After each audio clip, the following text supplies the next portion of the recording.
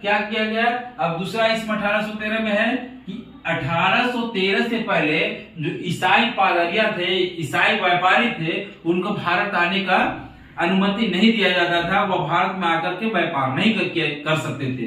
तो 1853 ईस्वी 1813 ईस्वी के बाद क्या हुआ?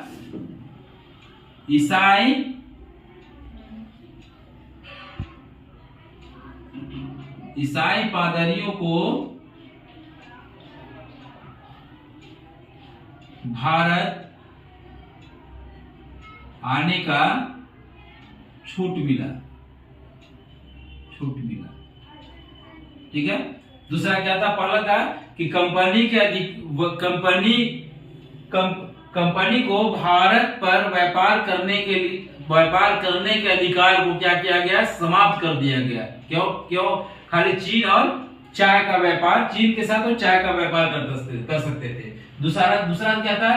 कि ईसाई पादरियों को भारत आने का छूट दिया गया, क्योंकि 1813 से पहले वो ईसाई पादरिया भारत नहीं आते थे। उसके बाद क्या किया गया? और एक इम्पोर्टेंट था कि यहाँ के बाद 1813 ईस्वी में ही कंपनी का क्या किया? 20 वर्ष का कार्यकाल बढ़ाया गया। क्या 20 वर्षों का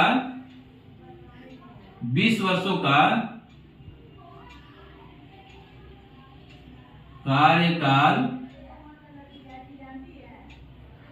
बढ़ाया गया। ठीक है। 1813 में 3 चीज इंपॉर्टेंट हम लोग देखेंगे। पहला क्या था? कंपनी को भारत पर व्यापार करने का अधिकार को समाप्त कर दिया गया था, केवल चाय और चीन के साथ ही व्यापार कर सकते थे। दूसरा क्या था? कि ईसाई पादरियों को भारत आने की छूट मिल गई, क्योंकि 1813 के पहले क्या था? ईसाई पादरिया भारत नहीं आते थे। तीसरा क्या था? कि कंपनी को 20 वर्ष का कार्यकाल बढ़ा दिया गया कि 20 वर्ष तक और आप यहाँ पर शासन कर सकते थे। उसके बाद 1813 के बाद हम लोग देखते हैं 1813 के बाद क्या है कि ये हो गया।